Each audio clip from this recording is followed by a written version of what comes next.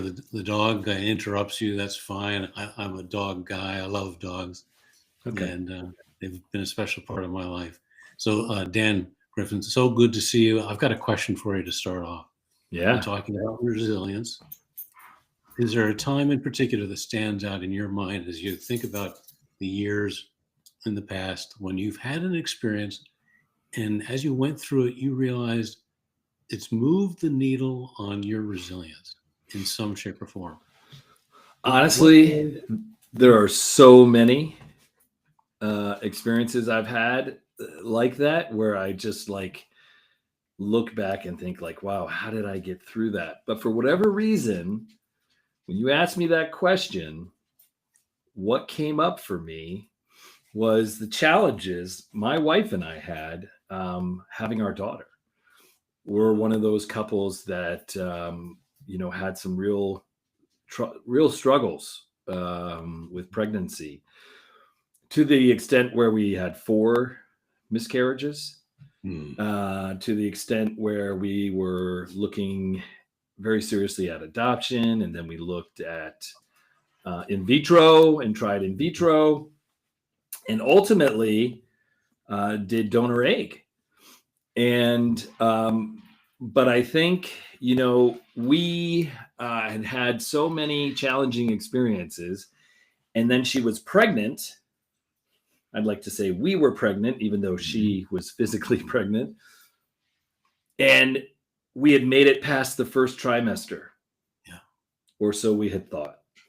And it was her 40th birthday. And we were headed to Mexico City to celebrate her birthday. And we stopped in at the doctor to just make sure everything was okay.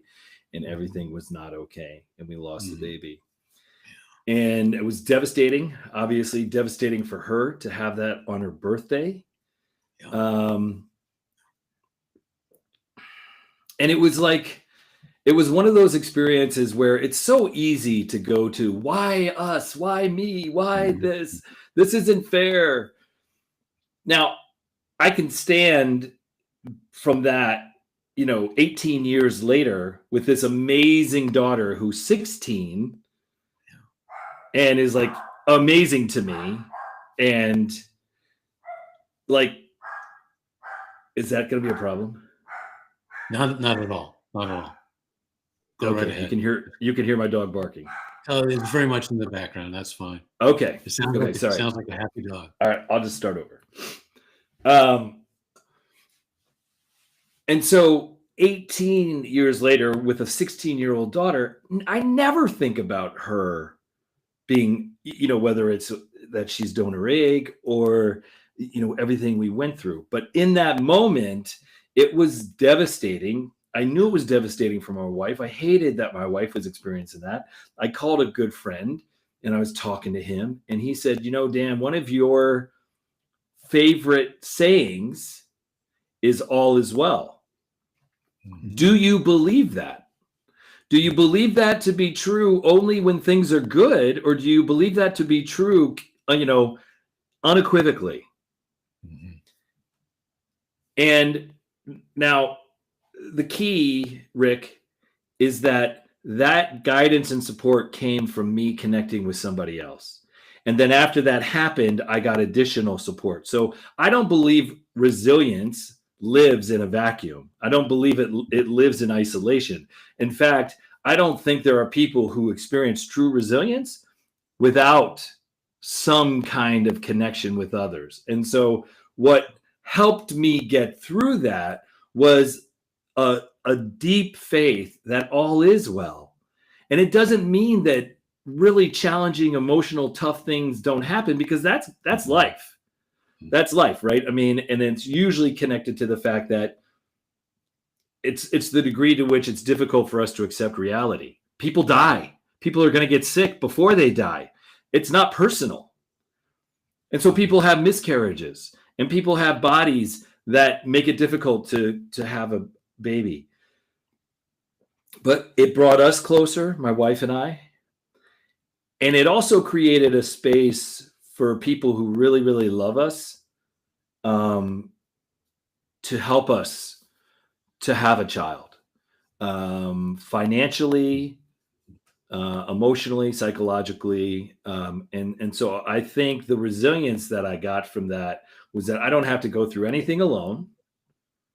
And it's not, it's not my timetable.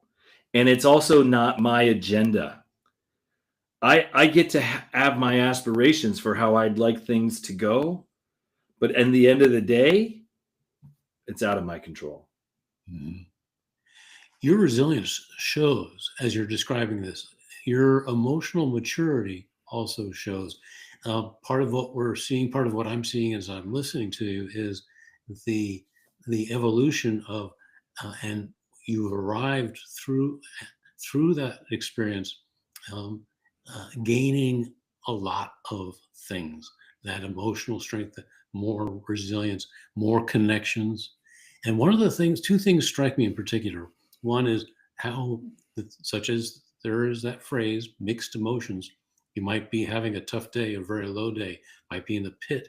And conceptually, at least, we can think to ourselves and maybe even feel it somewhat, everything's okay. Maybe at least even in a way to be reassuring and soothing yourself in a positive way.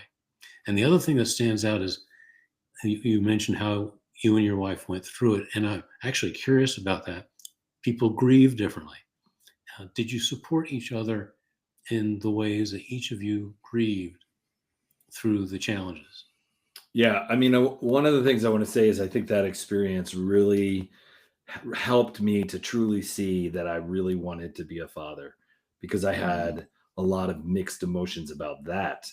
And most of it was just for very good reasons. I didn't Mhm. want to bring a child. I didn't want any possibility of a child experiencing what I had experienced. Mhm. Um, which a lot of people have that that saying, but at a certain point, you have to step back. I'm glad I had people who challenged that thinking Mhm. Mhm. because it's like, wait, I'm sober, I'm healthy, I'm taking care of myself.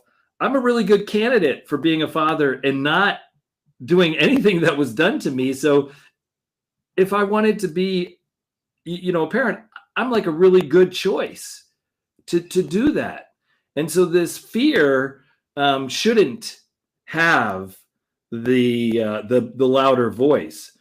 For Nancy and Yes. me, when we were going through this, I mean, we went straight to Mexico City. So I really tried to comfort her as best I could. I actually ended up getting really sick, but I asked her how she was doing, talked about it. I mean, like there was some various aspects of it, and then after that, there was this whole process, this grieving process Mhm. of what we thought was going to happen and what actually happened. And then, like, and where do we go from here? Because it was at that point that it was like, all right, it's not going to happen this way. So now what do we do? Yes. And so while there was also this curiosity and this kind of moving into the unknown and the possibilities, I think there was also just a sadness of like, and I either shortly before that or shortly after that, I got tested. And for a while I was thinking it was me. And then I got tested and I found out that it wasn't. And I really tried not to be overly excited about the fact that it wasn't me and be Mhm. mindful of the fact, well, then that means that something's going on with my wife's body. And it's my wife who has this really deep, deep desire for a child. Mhm. And so I just tried to be present to that and talk to her and listen and give her space and not talk at times and just, Mhm. navigate those things as best as possible. But I think we leaned into it Mhm. as best we could. I can tell. I can tell. Let me just pause for a moment, Dan, and say thank you so much for being here, Dan Griffin. And for those of you who are watching, whether it's live or the recording, welcome to Plan to Be Your Best Live. I'm Rick Cram. working on the book, Plan to Be Your Best as You Navigate Pain. We're talking about resilience. Speaking of books, Dan is an author several times over. And during the course of this, what I think you'll find is a positive and encouraging conversation, one where you can gain some nuggets of goodness for your own unique resilience and the unique journey you're on. I'm glad you're here. I do want to say, Dan, that I want to say I'm sorry for your losses. I can relate. My wife and I at the time had a couple of miscarriages. Then we lost our firstborn son. He died the day he was born. Oh. And so I know how it is. And just as I'm listening to you, I was reflecting myself on, it was during the grieving of Warren that I discovered the importance, the goodness of being very intentional in my grieving, which has been a benefit to and a strengthening of my resilience after all of these 6 surgeries, then the 7th knee surgery, and the knee being in a state of trauma since. And basically, to a great extent, I embrace grieving, which I do sometimes every day because of the daily pain. So, well, but my primary message is, yeah, I see you. I see you.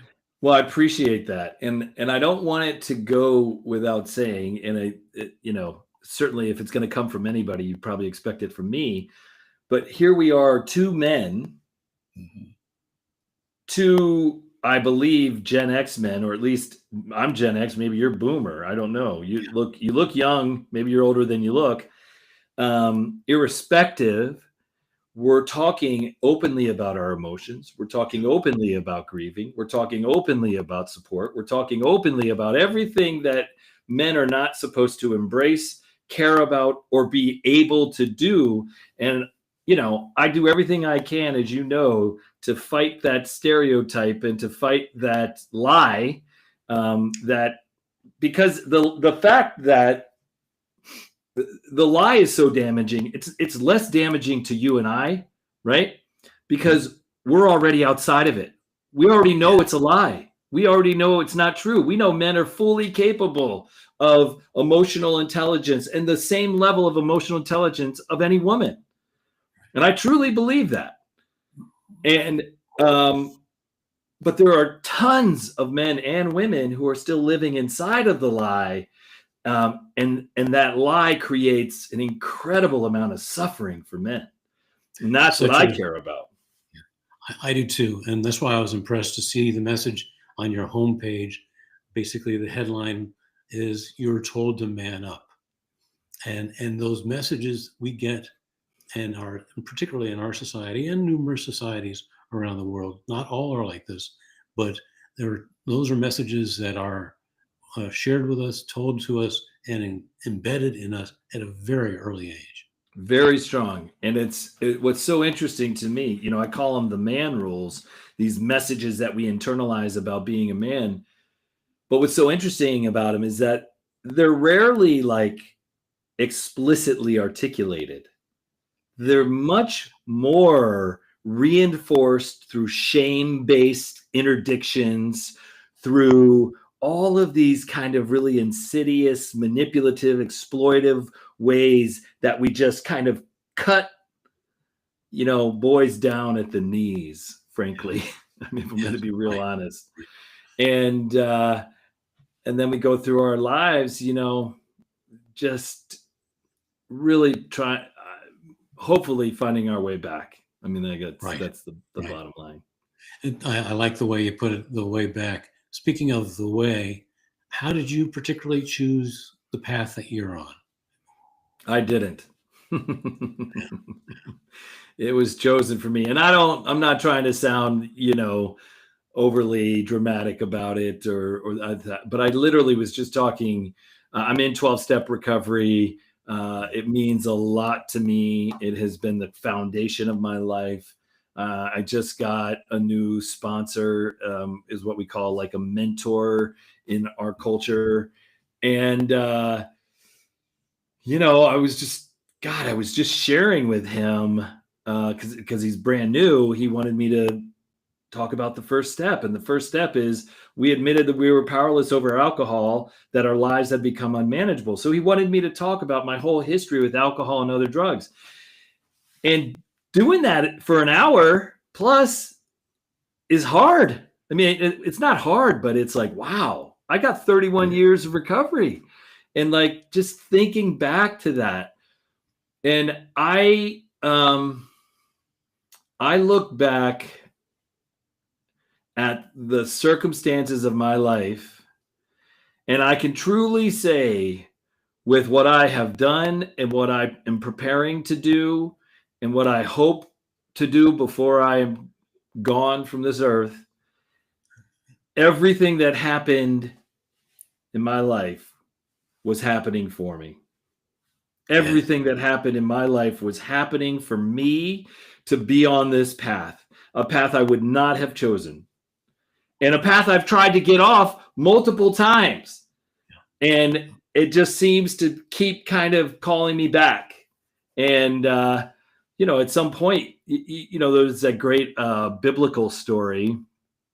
I'm not Christian per se, but I'm not, I'm not allergic to it. And it's the classic tale of Jonah and the whale. And what people don't know about the whale in Jonah is the whale was the catalyst to get Jonah where he needed to get. And the classic, the classic kind of moral of the story that a lot of people use is because Jonah was supposed to go to Nineveh. God wanted Jonah in Nineveh. Jonah didn't want to go to Nineveh. Jonah wanted to go somewhere else. And Jonah's on the seas, and he gets swallowed by a whale, and the whale spits him up on the beaches of Nineveh. Yeah. Right. And so the moral of the story is, if God wants you to go to Nineveh, you're going to Nineveh. And I'm not a fatalist, right? But I do believe that when we try our best to align ourselves to a spiritual path, that there is a path, and we can fight it, and we have the right to go lots of different paths. But the more we try to go with the path that seems to be unfolding before us, the more peace we'll have. And the more we try to create our own path based out of ego and based out of any other kind of more childish aspirations, chances are you could be successful, but you may not find peace. You have me thinking about the difference between the ego and the spirit. The ego is going to be for the self. The spirit is going to be thinking higher.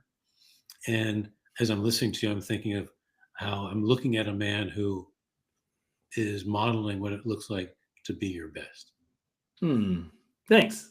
I can honestly take that in today, and I can be like, I agree.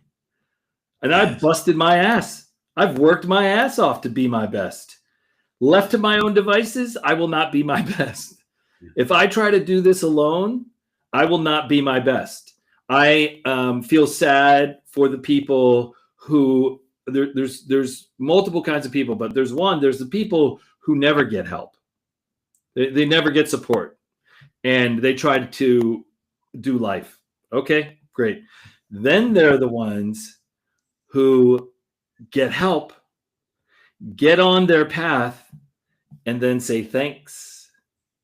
And then they let go of the need for help and support. And I pray to God that's never me. Oh, see, I can see it. Yeah. And your regular viewers know exactly what just happened, but that's so powerful. You kind of sitting through that level of pain as it just shoots kind of out of nowhere. But just to, I'll just finish my thought by just saying, like, I know it may sound judgmental the way I'm talking about those folks, but it's more the fact that, like, man, you are creating unnecessary suffering for yourself. So am I my best? well, I'm better than I've ever been, right? I don't think you're ever your best. If you're ever your best, probably you want to rethink some things, because there's no end to better, there's no end to better. And I can take great satisfaction in how wonderful my life is right now, right here, right now. I have an amazing life, and it could get better, and that's okay, right? Yes. Like I plan. I love the title of this, Plan to Be Your Best. I plan to be my best every day, and I make mistakes, and I fail at being my best. And that's how that's kind of the paradox, right? The more you fail at being your best, as long as there's intentionality, that's what gets you towards your best. Exactly. Have you ever looked up online, do a Google search for what does it mean to be your best, and see that there are hundreds of websites with usually 28, 36 different things to do in life to actually qualify how you're being your best. A dear friend of mine, I would say that's Heidi, silly. Yeah. Oh, yeah. Dear friend of mine, Heidi, asked me, so what does it mean as I'm working on the book? What does it really mean, Rick, to be your best? I need something short, concise, specific. Let me share it with you, and I'd love to get your reaction to it. It's your most positive strength in action. And the reason why I phrase it that way is that it's positive, it's good for you and good for others. It's your strengths, it's your unique, exclusive, as only you can do, strengths that you probably choose to strengthen, choose to nurture, choose to keep coming back to, choose to find ways to energize those strengths. And then that last part, in action. We can only be our best in the moment when we're acting on it. And that's why we might very well have a moment of being our best, but the next moment, I don't like to use the word failure, but it isn't working. I'm not being my best in the next moment for whatever reason, the choices I'm making or the choice I just made. But we can keep coming back to what's the most positive strengths I can act on now. And what are your thoughts on that? Well, a couple. I like the distinction between failing and failure. Failure kind of has its sense of permanence, whereas failing is just a moment in time, and it just simply means I had a goal and I failed. It's not a big deal. It's like if we didn't put so much stock in winning, we really wouldn't have problems with our kids losing. But it's the fact, I've done kids sports, and it's like when I'd run into the parents who were like the every kid gets a trophy parent, it's like, okay, yeah, there's room for that, but there's also room for real healthy competition. And guess what? Teaching your kids how to lose. Yeah. Teaching your kids how to lose in a healthy way, because they're going to lose. We're all going to lose. Life has competitive elements constantly throughout. And sometimes we win and sometimes we lose. Who cares? And so I think it's similar about failure and this idea of failure, but positive strength in action. Did I get that right? Positive strength. Exactly. Your most positive strengths in action. Exactly. Yeah. Positive strengths. Right. I get all right. That it's multiple. Right. I like that quite a bit. I like the conciseness of it. For one, I'm definitely an action person, right? I think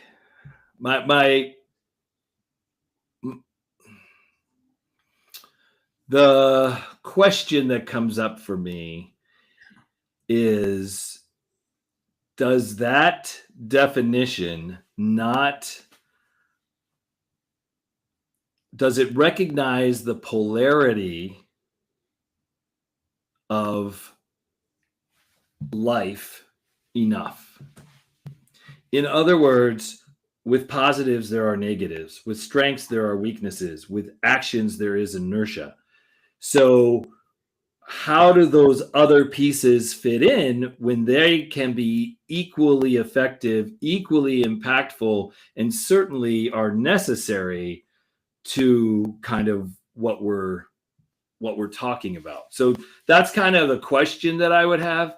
But I love the short kind of, it's got a punch to it that I really like. And to your point, questions matter greatly. Most of the plan to be your best approach, the method of identifying your unique resilience in the ways that come naturally to you in your own unique way to strengthen that, be on a path to perpetually strengthen it. While there is no perfection in resilience, there's no perfection in pain management. It is a journey. Each of us are on our journeys. And in those questions, there's room to say, all right, it didn't work out this time, or in this particular moment, what might I learn from that? And we've got various strengths. Sometimes people will come to me and say, I don't feel strong. I feel very weak. When I like to ask the question, is it simply more to the point or more to the truth? You've got the strengths, but you're just exhausted because whatever the pain might be, and the array of pain points might be, the mental journey, the emotional journey, there's exhaustion. That doesn't mean there aren't strengths still there. So it becomes a matter of energy. Interesting. Yeah, I think, I'd still be curious to kind of hear a more detailed kind of discussion. I don't think we need to do it today, but just that exploration of the yin yang, the polarity, the paradox of things, because the longer I'm around, the more it seems like paradox is a common kind of a companion of any sort of growth or what have you. So I think there's so much wisdom there, and there's a lot to explore. During these past several years, I just had the 6th anniversary of the 7th knee surgery, and it just gave me pause to think about. It's been 6 years, and I've noticed, unlike any other time in my life, paradoxes. With the intense physical pain dozens of times a day, there's a paradox of, I know I got to try something new, but as time has gone by, I'm finding I have little to no trust of each next new thing, because it's been 6 years of trying things over and over again, and there's been this growing distrust. The next thing I'm going to try is a spinal cord stimulator, a 1-week trial of that to see if pulses of electricity in my spine can interrupt and knock down the intensity of the pain as it travels from my knee to my brain. So it's so what powerful. you're pointing out is there's so many dynamics to these journeys, and it's not easy. It's hard work. It's good work. I'm impressed, and I keep thinking as I'm listening to you of how many times you make choices over and over again to keep coming back to what your values are, what your inner vows might be, and versus how some others haven't chosen the same path, or they don't stick with it or return to it, such as you do.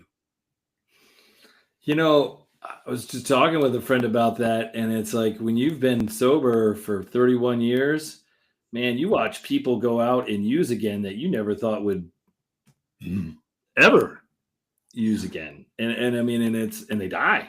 I mean, or they don't, they come back and they're like, I had 27 years and I went out and drank, and now it's taken me 10 years to get back.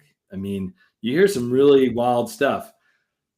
And I would love to take credit for some of it, but the longer I'm doing this stuff, the more I'm like, if I could take credit for anything, it's trying to follow direction, and like, and just stay. I don't know. I mean, I who knows? Who, like, people's paths are so interesting. I mean, I think of my father. He died at age 54. He was a brilliant scientist, but he didn't live. He drank himself to death, and he Mhm. didn't get to fully experience life. I don't know if there was one day, where he really got to fully experience life. And it's like, that was his path. I mean, Mhm. jeez, it sucks. My heart goes out to him. And yet, so much of his path was the catalyst for my path. Mhm. Yes. Yeah. So, how I do get you it. explain that? Yeah. It'd be really solipsistic to be like, oh, well, my father was put on this earth for me. Well, no, I don't think that, but there's something synergistic between what happened with him and what happened with me. Now, of course, there are people who go through what I went through and they don't ever turn it into something that they can learn from and grow through. They just stay bitter Mhm. and resentful, Mhm. and they drink themselves to death, Yeah. as I was well on my path to doing, or they do something else, or they do something else. So, that's the choice. Yeah. When we talked the other day, did I share with you the idea that the level of pain must be matched by the level of intentionality? Mm-mm. And what that begs are numerous questions are how, what are those ways to be intentional, deliberate, purposeful? And that's why part of the plan to be your best approach includes the 8 paths of intentionality. The last one is interesting because you just pointed out the idea, or let me put it in the form of a question: how much do you give yourself credit, pat yourself on the back for what the good that you're doing in your journey? The last path of intentionality is called triumph, and part of the essence of that is because of neuroplasticity and the benefit of indeed patting yourself on the back, rewarding yourself for even the smallest victories, creates new patterns of repeatable success formulas, to use a business term. It's healthy and important to acknowledge for yourself and I think to use the words I think you were using, take credit for it. Yeah, I mean, I'm happy to celebrate things. I'm happy to acknowledge my contribution and my efforts. Once I start taking credit for things, that leads me toward an ego place that has been very dangerous for me in the past, and I'm just not interested in visiting anymore. I've I hear I've you. tried to be the I've tried to be the champion of the world, and Mhm. I don't need it. I don't need it anymore. But I'll celebrate anything, and I Yeah. celebrate the successes of others, and I celebrate my own. I mean, like, I'm a talented musician. I'm in a band. Mhm. We have a hell of a lot of fun, and we've put out music, and we were practicing last night, and I just was like, God, this is amazing. This is so much joy. And we were working on one of my songs, and as I was watching it come together and listening to it come together, I was just like, this is amazing. And this is a good song. I really like this song. Now, you could listen to it. You could be like, I don't like that song. That's fine. I really like this song, and so I'm all for that. Yeah. But when I start taking credit, I had nothing to do with my talent other than being willing to pick up my guitar and practice. But given the minimal amount of practice that I've done in my life for guitar and what I'm able to do, I didn't do that. You know what I mean? And the fact that I can sing as well as I can sing, having never taken voice lessons, I didn't do that. So, you know what? I just, there you go. That's my I hear thought. you. I hear you. I got to ask you, what's the song about? Oh, this one's not funny. It's a good song, but um, it's a what do you call it? A role play, I guess you could call it. It's Mhm. called "Better Than Me," and it actually starts off with like, how's it go? I hear the music. The music died. I can see it in your eyes. The music died. Something like that. You love him better than me, right? Mm-hmm. I can tell you're kissing someone else. That sort of thing. But the chorus then changes it on its head and says, now I'm, oh shit, how's it go? Now I've broken the chains. The course, what is it? Broken the chains. I literally was just singing this last night. The bottom line is you can have him because you're never going to find anyone better than me. Oh, very good. So you turn the phrase around, and then it just like turns into this frenetic kind of guitar solo, sax solo, and all this fun stuff. And excellent. Yeah. What instruments do you play? I play guitar. I also play a little bit of piano, and I'm like the front man for the band. Excellent. Yeah, but we're an 8-person band, and now like I write songs, and one of the other guys writes songs, and now that we have 2 drummers, and one of the drummers is writing songs and singing, and then like the guitarist who's been writing a bunch of songs, he's just now starting to sing, and we're trying to really encourage him because he like thinks he has a horrible voice. And it's like we're all 50 and 60. We're not trying to play the forum, we're just trying to enjoy music and have a great time. So if one of us doesn't sound awesome, who cares? Yeah. You know what I mean? And I do. And that's great. I've had my own journey with that and get into that. It's like the difference between, hey, let's give each other feedback and support each other in being our best, while at the same time allow for the fact that for some people, their best isn't necessarily what we think it needs to be. Oh, and that's such a good point. That's not my decision. Right. Exactly. And it might not even be something that's within their capabilities. Mm-hmm. Like who knows? Right. So I don't know, man. I'm just trying to. I'm a very intense person. And I've been very competitive over the years, very arrogant and self-centered and all that stuff. And man, the more I can let go of that stuff, the happier I am. And the more people want to be around me. And even if they don't want to be around me, I don't care because I'm happier, with me. Yeah. That whole question, Dan, about not caring, you've mentioned it a couple of times. I've been thinking an awful lot about that. It's almost as if as the years have gone by with this journey that I'm on one hand, I care deeply about so many things, other people, what aspects of my life, my faith and so forth. But I don't care. In some cases, I don't give a damn about little things anymore. Things that might have years or decades ago triggered me. The amount of challenge. I wonder if you might say in your own words how it's been for you to experience so much pain.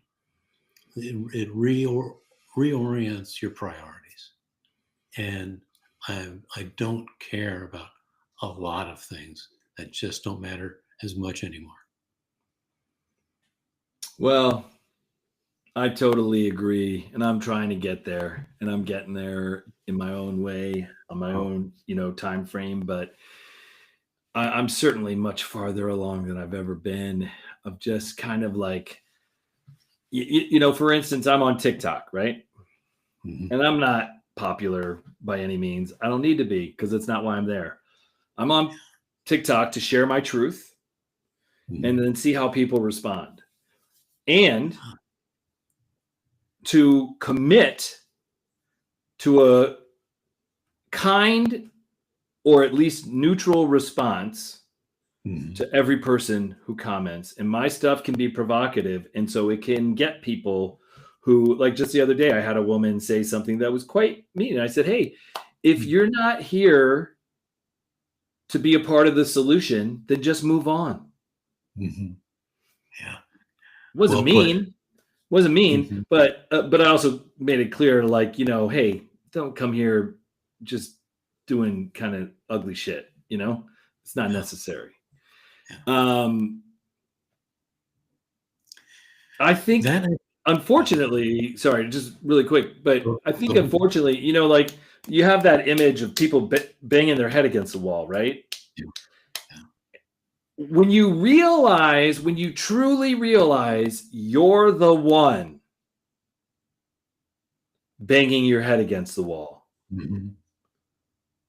and that you have a choice, like, that's an amazing day. Because the majority of the people, and at least I'll speak for myself, for so long, I would even tell you that I knew I had a choice, but I was still banging my head against the wall, still Mm-hmm. thinking that I had no other options. Do you use the word fight, that is a fight when you're banging your head against the wall? Yeah, a fight in a not healthy sense. Right. Right. Yeah, because it's a complete inability to surrender. Yeah. Right? When I was going through the first 3 surgeries, between the injury, then each next surgery, I became angry, and I was fighting the pain. I was fighting the anger, and it was all basically, as you put it, banging in my head against the wall. I'm fighting myself, and between the whole journey, the surgeries 4, 5, and 6, some anger, but not as much. I've had literally not even a minute of anger in these last 6 years since the 7th surgery and all that's come with it. I'd rather fight forward. I fight for. I'll fight for the choice of words I'm going to use. I've become a ferocious lion of intentionality in so many ways, including not caring about things that don't matter anymore, so that I've got the energy to put it into being resilient and not fighting the pain, but always Yeah. bouncing back from it. Well, that's part of it too, right? If I'm spending all of my energy fighting the things that I can't control, fighting the things over which I'm powerless, fighting the things that aren't even worth a fight, then I can't fight or have any kind of power or agency over the stuff where I really need it. So the more I can kind of carve out, like, where I can really, truly have power and use my power there, I think that's when life becomes like, like, that's when you're like, holy cow, I didn't think I could accomplish this. I didn't think I could do this. I didn't think this could be my life. So I really like the way you put that. So what's next for you? well, I'm super, super excited and a little scared. Found a partner, really great guy. His name's Jordan Smith. He's actually going to be my co-creator on the key voices on Cadre. Gonna be for Men's Health. The two of us are going to be doing that together. And in addition, the two of us are going to be doing something that I've been wanting to do for a very long time. And he seems like a great partner to do it with. We're going to be starting a nonprofit, and it's called the Center for Healthy Masculinity. And we're really looking for it to be a leading voice in advocating for and demonstrating really the men's health in the areas of addiction, mental health, and trauma.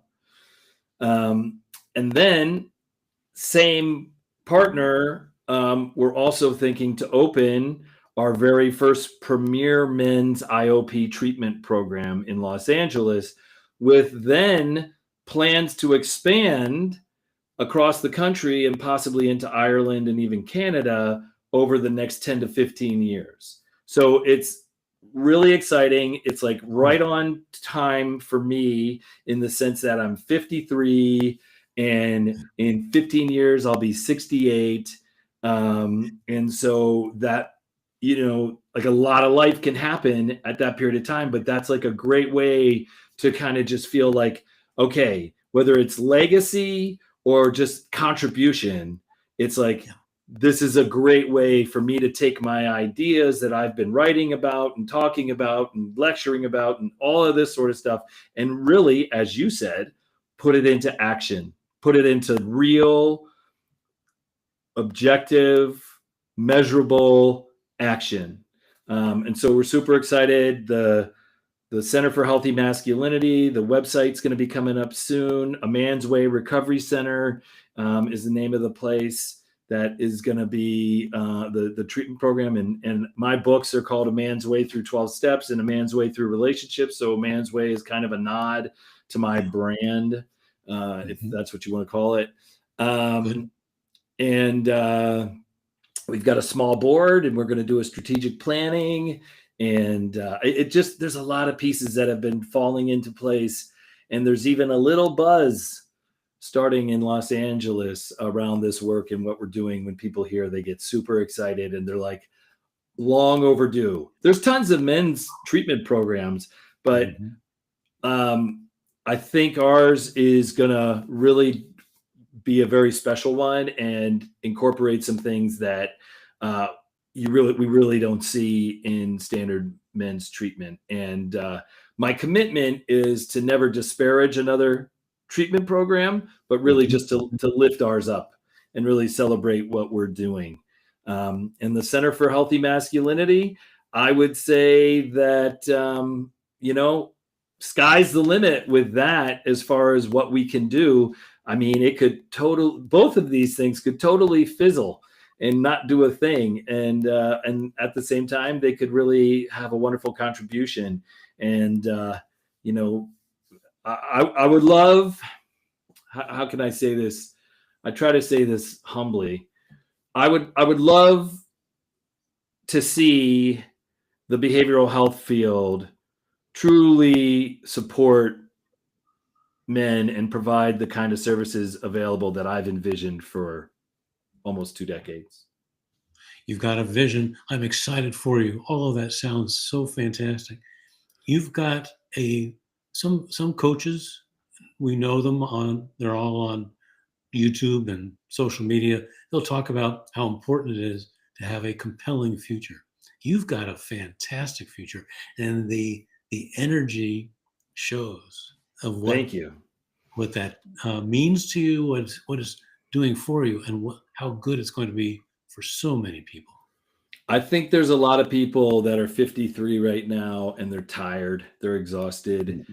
And unfortunately, I think it's the cumulative effect of having neglected themselves and their lives in various ways over the years. Now, it's not too late. I mean, if you're 53 and you're listening to this, it's not too late. I know that to be a fact.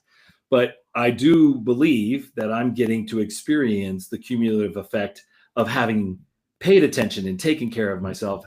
And I've got a lot of scars on my ass, I've got plenty. These 2 projects, they've been a long time coming, and there's also been a lot of false starts, painful false starts. But these feel like the right timing. Yeah. We'll see. Yes. Yeah. Yeah. Oh, that's fantastic. Let me take this chance. I'm not sure where we're at on the time, the clock, but I've got a couple more questions for you. But how can people reach you, Dan? Well, one of the ways they can reach me is through my website. It's dangriffin.com. And then they can email me and contact me through the website. They can find me on TikTok and Instagram under author Dan Griffin. And then, I'm happy to either respond, or I set up time to just do check-ins with people, or whatever it is, however I can be helpful. And I really appreciate what you're doing, Rick. Plan to be your plan to be your best. Plan to be your best is one thing. Plan to be your best with pain, that's a totally different thing. That changes the playing field as far as I'm concerned when it comes to thinking about that. Watching you wince is painful. And so to think that you're going to, I mean, like, again, like me, I think you've got a mission and you're going to send a very powerful and positive message to people who live with chronic pain that says, I know it sucks, and it's still possible to be your best. And I think that's huge. I think that's huge. I know a lot of people with chronic pain, and I hope it's not in my future, but if it is, I'll make sure I contact you. Yeah. I'm here for you in any case, and I'm going to be supporting you and a holder of hope for everything that you're doing. In effect, I'll just reflect on what you're sharing. I'm in my journey with the dozens of blasts of pain, such as you see. I'm in the pit multiple times a day. I grieve almost every day in a positive, productive way. Because, and this is one aspect of my being a ferocious lion of intentionality. I believe, having found, if I never actually get a solution for this, if I have this for the rest of my life, I know what I need to do to live with it, to fuel my resilience, to fuel and pursue my own way of thriving. And that includes having a fascinating future, having a mission, which is to basically, it is to encourage and equip people to plan to be their best as they navigate pain. And when I have those negative thoughts, which are simply normal human responses to whether it's the physical pain or the emotional distress and the mental distress, I have answers for those to say such things as, this is all part of my amazing life story. My best days are ahead of me. I fully believe that. What was it that you said earlier on in our conversation?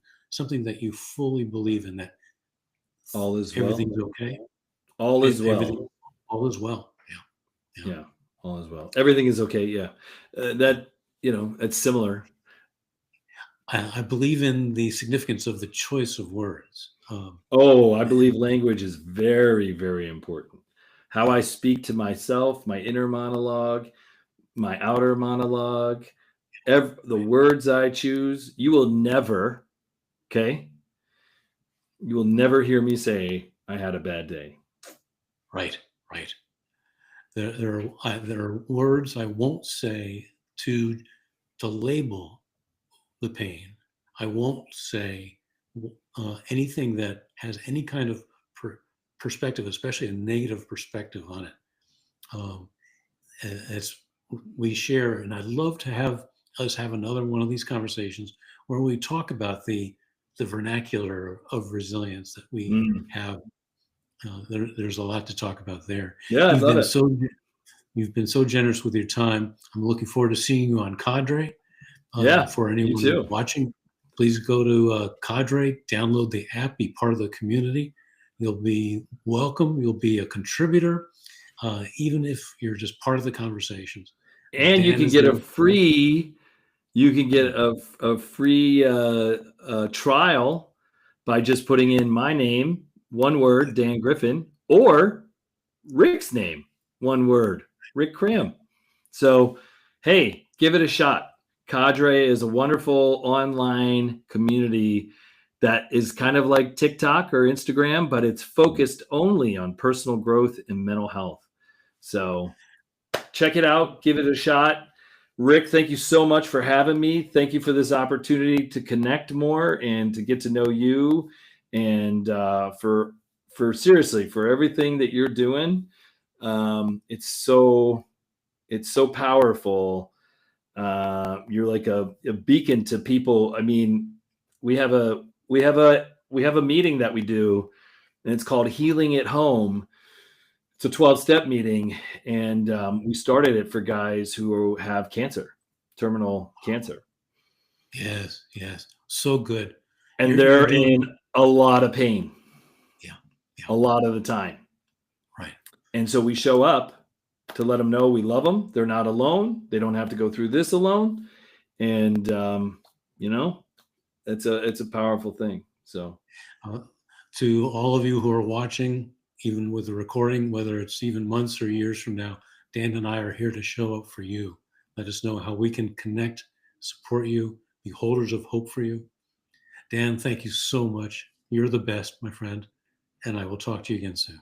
awesome. Thanks, Rick. Thank you, Dan.